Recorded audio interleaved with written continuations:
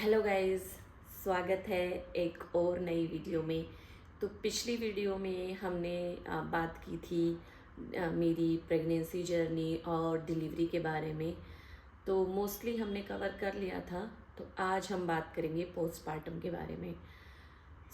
मेरी डिलीवरी हुई और उसके बाद मुझे एक अलग रूम में शिफ्ट कर दिया और मेरी बेबी एनआईसीयू में चली गई थी।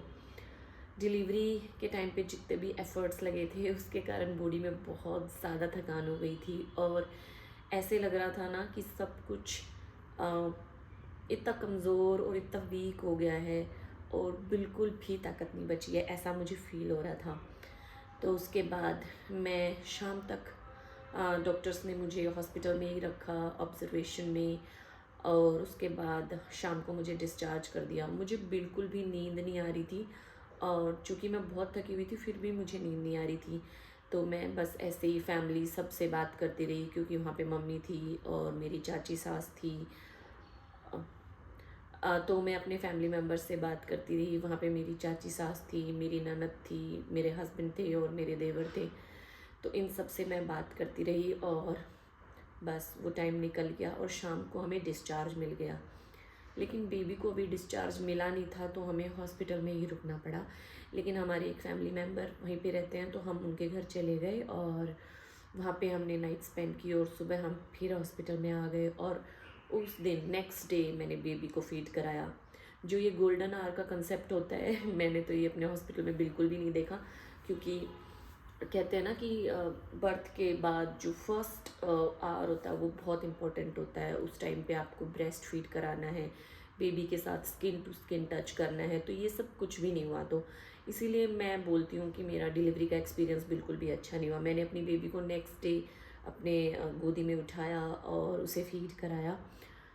फीडिंग बेबी को जो फर्स्ट टाइम कराते हैं वो बहुत ही चैलेंजिंग होता है और ना हमें कुछ पता होता है ना बेबी को कुछ पता होता है। वो प्रॉपरली लैच नहीं कर पा रही थी और मुझे भी कुछ था नहीं। तो वहाँ पे एनआईसीयू में एक नर्स थी, उन्होंने मेरी थोड़ी हेल्प की। तो अगले 2 दिन तक मैं हर 2 आवर्स बाद जा रही थी एनआईसीयू में अपनी बेबी को फ़ीड कराने के लिए। अगर मैं उसको फ़ीड करा पाती थी तो ठीक है, नहीं तो मैं उसको खुद फ़ॉर्मूला मिल्क पिलाती थी जो नर्स वहाँ पे बना के देती थी, तो मैं उसको फ़ीड कराती थी। और बच्चों को फ़ीड कराने से ना एक अलग सी ही सेटिस्फेक्शन मिलती है। तो उसके बाद हम घर आ गए और घर आने के बाद 2 दिन हम अस्पताल में रुकने के बाद मैं और मेरी बेबी दोनों घर आ गए। और घर आने के बाद मुझे आराम और सुकून, इन सारी चीज़ों की तलाश हमें होती है, लेकिन कैसा आराम और कैसा सुकून, बिकॉज़ शरीर में बहुत ज़्यादा तकलीफ़, बहुत ज़्यादा पेन और ये सारी चीज़ें रहती ही हैं। तो अगले 15-20 दिन तक जो रूटीन था वो यही था कि बच्चे को फ़ीड कराना है हर 1 घंटे में, 2 घंटे में, और उसके बाद लेट जाना है। और टाँके वगैरह लगे होते हैं तो वो भी पेन करते हैं। तो ये एक अलग चैलेंज होता है, ना बैठने की इतनी हिम्मत होती है और बैठना भी पड़ता है क्योंकि बच्चों को फ़ीड कराना है। तो अब हम बात करेंगे कि अब ब्रेस्ट फीड मैंने कैसे अपनी बेबी की स्टार्ट की। क्योंकि 2 दिन तक अस्पताल में इतने अच्छे से हम फीड नहीं करा पा रहे थे, तो घर आने के बाद मैंने ट्राई किया, बट बेबी बिल्कुल ही फीड नहीं कर पा रही थी। तो वो मेरे लिए बहुत ही ज़्यादा कम्बरसम और टेंशन वाली चीज़ हो गई थी, क्योंकि एक तो मेरी बच्ची फीड नहीं कर रही है और ऊपर से ना मुझे फीड कराना आ रहा है। तो दोनों ही ऐसी एक सिचुएशन थी, बट मैंने बहुत कोशिश की। मैंने जो मशीन से हम दूध निकालते हैं तो मैंने वो निकाला और थोड़ा सा सॉफ़न किया ब्रेस्ट्स को। और उसके बाद अगले 2 दिन बाद उसने थोड़ा बहुत दूध पीना शुरू किया और फिर ये ब्रेस्ट फीडिंग की जर्नी मेरी स्टार्ट हो गई। और उसके बाद सब स्मूथ था, कोई प्रॉब्लम नहीं थी। लोग बोलते हैं कुछ लोग कि ब्रेस्ट फीडिंग जो फर्स्ट टाइम कराते हैं तो बहुत पेनफुल होता है, बट मुझे ऐसा कुछ भी नहीं लगा। मुझे पेनफुल तो नहीं लगा, हाँ डिफ़िकल्ट ज़रूर था, क्योंकि मैं फ़ीड करा नहीं पा रही थी, मेरी बच्ची फ़ीड ले नहीं पा रही थी। तो ये जो पूरा प्रोसीजर था ये काफ़ी मुश्किल हो गया था। उसके बाद हमारे यहाँ पे जापा बोलते हैं जो 1.25 महीने का तो कम से कम करते ही हैं। तो मेरी नंद अगले 1 महीने के लिए तो हमारे घर रुकी थी। तो जब तक मेरी नंद थी मुझे कोई परेशानी नहीं हुई, क्योंकि मैं बच्ची को फ़ीड कराती थी और मैं दीदी को दे देती थी। और उसके बाद 1 घंटे 1.5 घंटे जितनी भी देर बच्चे को गोदी में रखना होता था, जब तक मेरी बेबी सो नहीं जाती तो मेरी ननद अपने पास रखती थी।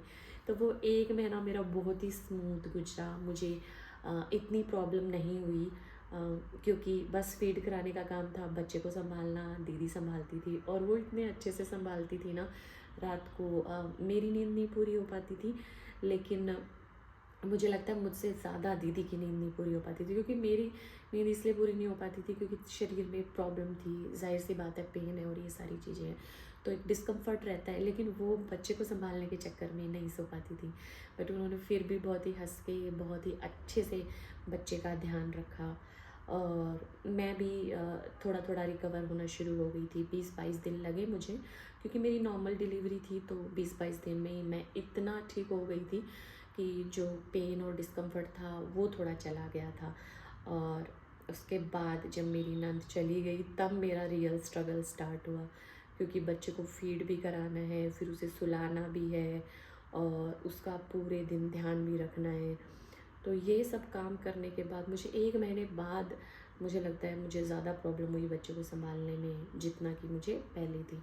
बट कहते हैं ना कि धीरे धीरे आदत पड़ जाती है। और एक मदर का दिल ना ऐसा होता है कि वो माँ बनने के बाद ही पता चलता है कि हम कितनी भी तकलीफ़ कितनी भी परेशानी में हो, लेकिन हम अपने बच्चों को बिल्कुल भी रोता हुआ नहीं देख सकते। तो मैं उसको संभालने लगी और फिर मुझे लगा 15-20 दिन लगे और मैं बिल्कुल मुझे लगता है मैं एक्सपर्ट हो गई उसको संभालने में। अब मैं उसको संभाल लेती थी, फीड भी करा लेती थी, उसको सुला भी लेती थी। और बच्चों में शुरू के 3 महीने में कॉलिक की प्रॉब्लम होती है, तो मेरी बच्ची शायद कॉलिक बेबी नहीं थी, क्योंकि मेरी बच्ची बहुत ही कम रोती थी, इतना वो रोई नहीं।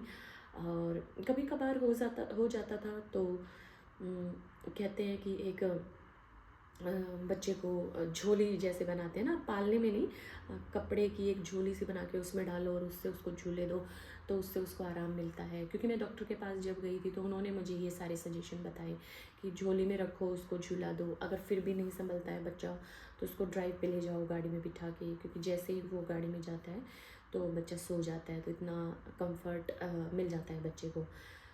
तो इतना उसको प्रॉब्लम नहीं थी कॉलिक की, या फिर मैं शायद उसका ध्यान बहुत अच्छे से रख रही थी, क्योंकि फ़ीड भी करा के मैं बर्प कराती थी उसको, जैसे मैं फ़ीड कराती थी मैं बर्प कराती थी, और उसको टमी टाइम भी मैंने देना शुरू कर दिया था। तो ये सारी चीज़ें चली। हस्बैंड ने पैटर्निटी लीव्स ले ली थी आखिरी के 15 दिन में, तो 2 महीने के बाद वो मेरे साथ आ गए थे, तो उन्होंने संभाला बच्चे को। और जब हस्बैंड आ गए थे तो भी मुझे आराम मिल गया था, क्योंकि पूरे दिन बच्चे को संभालना एक टफ़ काम हो जाता है, लेकिन अगर आपकी कोई थोड़ी बहुत भी हेल्प कर देता है ना तो बहुत इजी लगता है। और अब मेरी बच्ची 3.5 महीने की हो गई है। मुझे लगता है कि अब मैं बिल्कुल एक्सपर्ट हो गई हूँ। अब मैं पूरे दिन उसको रख लेती हूँ, मुझे पता है उसे कब सोना है, कब उसको फीड करना है, उसको किस वक्त क्या चाहिए, तो ये सब मुझे धीरे धीरे पता लग गया है। रात को भी वो अच्छे से सोने लग गई है, लेकिन मेरी कोशिश ये होती है कि रात को मैं 3 से 4 बार उठ के उसको फीड कराऊँ, जो कि मैं कराती हूँ। जैसे हम इंडियन मदर्स का होता है ना कि हमें बिल्कुल भी ये नहीं होता कि हम अपने बच्चे को फीड ना करें। खिलाने पिलाने का एक ऑब्सेशन होता है इंडियन मदर्स को, तो वो मुझे भी था। और मैंने उसको फिर खूब फीड वीड कराया और अच्छे से उसको रखा थी। और अभी क्या है, अभी हस्बैंड ऑफिस चले जाते हैं और दिन भर मैं रहती हूँ, तो मैं इज़िली रखती हूँ उसको। मुझे ऐसे लगता नहीं है कि कोई प्रॉब्लम है बच्चे को रखने में, फीड कराने में, नहलाने में। जब हम माँ नहीं बनते हैं हमें हर चीज़ बहुत मुश्किल लगती है। हमें लगता है कि पता नहीं कैसे होगा, कैसे हम करेंगे, क्या हम उसे पिशी पोटी के लिए ट्रेन कर पाएंगे, क्या हम उसे फीड करा पाएंगे, क्या हम रात को जग पाएंगे। ट्रस्ट मी, ये जो प्रोसेस है ना, प्रेगनेंसी से लेके डिलीवरी और पोस्टमार्टम और उसके बाद का, ये सारा प्रोसेस मुझे लगता है होता ही इसीलिए है कि हम मदर्स प्रिपेयर हो जाएं उस नन्ही सी जान को संभालने के लिए, उसे प्यार करने के लिए। तो मैं भी हो गई ट्रेन, एंड मुझे लगता है कि कोई भी जो ये सोच रहा है कि हमें बच्चे करने चाहिए या नहीं करने चाहिए, क्योंकि आजकल एक ये नया ट्रेंड भी तो आ गया है ना कि हम तो पैट पेरेंट्स हैं, हम बच्चे नहीं करना चाहते, और तो मैं सबको कहना चाहती हूँ कि ट्रस्ट मी, बच्चे ना करने से शायद आपको रिग्रेट कभी हो, बट बच्चे करने से आपको बिल्कुल भी रिग्रेट नहीं होगा। और मैं एक और बात आपको बताती हूँ कि जब मेरी बेटी पहली बार ऐसे स्माइल पास की थी, हंसी थी वो मुझे देख के, तो मुझे ऐसा लगा था कि पता नहीं ये ऐसे रैंडम फेसेस बना रही है या वाकई में ही हंसने लग गई है।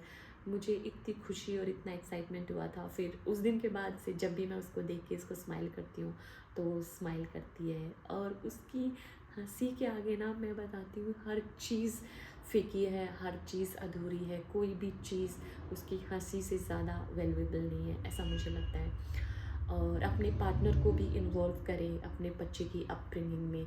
तो मेरे हस्बैंड जो है वो भी अब फुली इन्वॉल्व रहते हैं। वो मुझे बोलते हैं कि पहले मुझे ऑफिस से आने का इतना एक्साइटमेंट नहीं रहता था, लेकिन अब मुझे पता है कि नित्या घर पे है तो मैं वेट करता हूँ कि कब 5 बजेंगे और मैं घर पे आऊँगा। तो घर पे आने के बाद वो बच्चे को पूरा टाइम देते हैं, पूरे टाइम उसके साथ खेलते हैं। अब वो थोड़ी आवाज़ें वगैरह भी निकालने लग गई है, तो वो उसके साथ ही सेम जैसे बोलते हैं ना बच्चे के साथ बच्चे बन जाना, उसका भी एक अलग ही मज़ा है। तो उसके पापा भी उसके साथ ऐसे ही हंसते बोलते खेलते हैं, और मैं भी। और ये जर्नी अब तक बहुत ही प्यारी, बहुत ही सुखद रही है।